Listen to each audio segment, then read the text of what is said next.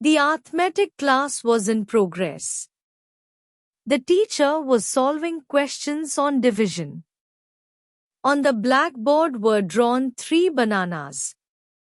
"We have 3 bananas," the teacher said, "and we have 3 boys. Can you tell me how many each will get?" A smart boy in the front row replied, "Each will get 1. "Right," the teacher said.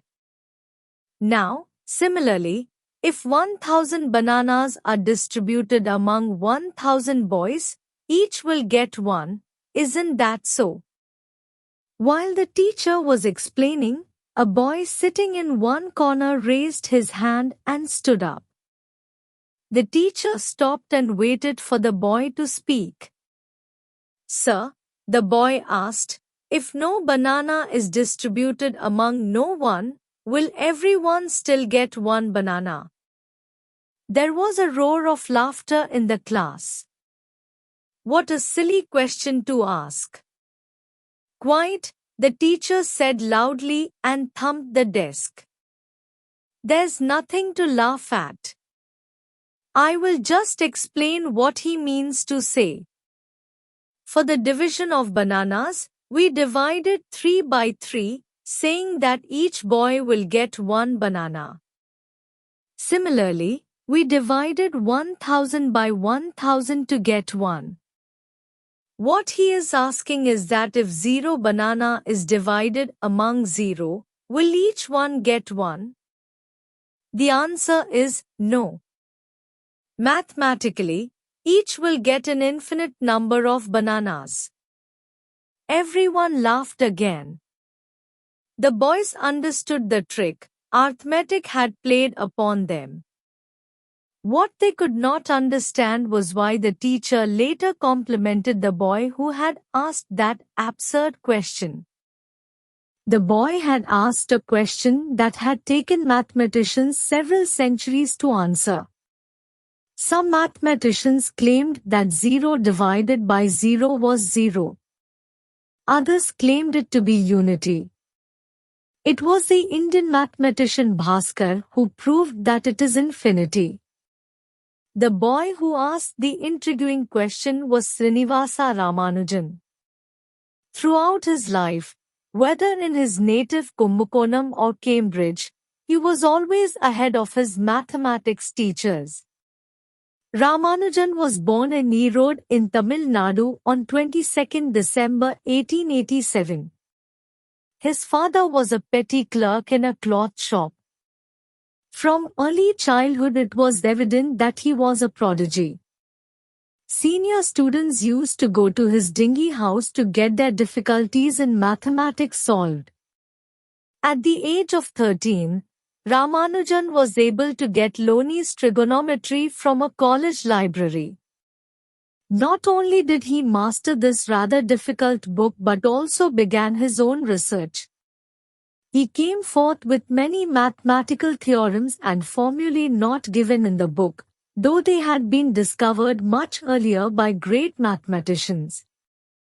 The most significant turn came 2 years later when one of his senior friends showed him synopsis of elementary results in pure applied mathematics by George Shoebridge-Carr. For a boy of 15, the title itself must be frightening, but Ramanujan was delighted. He took the book home and began to work on the problems given in it. This book triggered the mathematical genius in him. Mathematical ideas began to come in such a flood to his mind that he was not able to write all of them down. He used to do problems on loose sheets of paper or on a slate and jot the results down in notebooks. Before he went abroad, he had filled 3 notebooks, which later became famous as Ramanujan's Frayed Notebooks. Although Ramanujan secured a first class in mathematics in the matriculation examination and was awarded the Subramaniam Scholarship, he failed twice in his first-year arts examination in college, as he neglected other subjects such as history, English and physiology. This disappointed his father. When he found the boy always scribbling numbers and not doing much else, He thought Ramanujan had gone mad.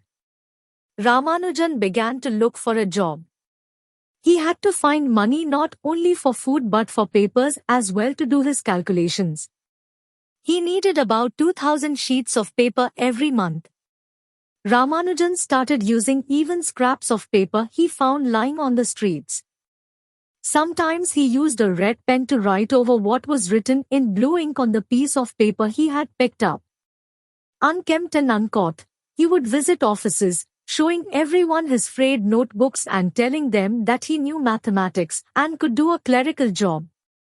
But no one could understand what was written in the notebooks, and his applications for jobs were turned down.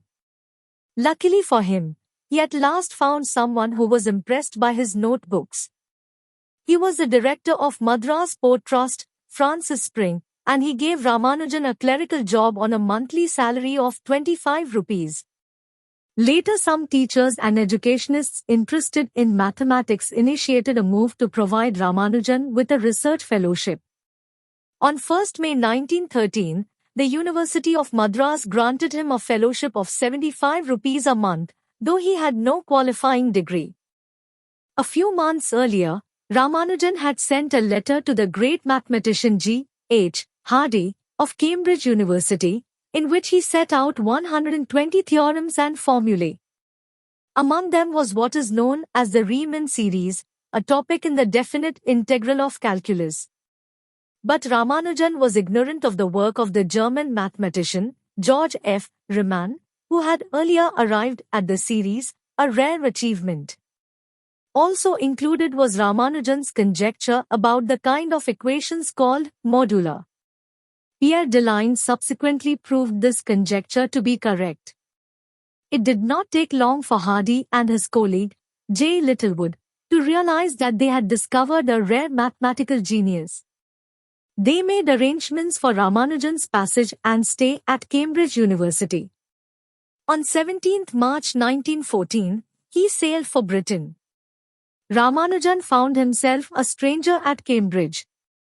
The cold was hard to bear, and being a vegetarian, he had to cook his own food. However, he continued his research in mathematics with determination.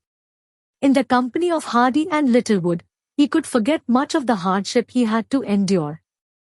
In Ramanujan, Hardy found an unsystematic mathematician, similar to one who knows the Pythagoras theorem but does not know what a congruent triangle means. Several discrepancies in his research could be attributed to his lack of formal education. Ramanujan played with numbers, as a child would with a toy. It was sheer genius that led him to mathematical truths. The task of proving them, so important in science, he left to lesser mortals. Ramanujan was elected Fellow of the Royal Society on 28 February 1918. He was the youngest Indian to receive this distinguished fellowship. In October that year, he became the first Indian to be elected Fellow of Trinity College, Cambridge.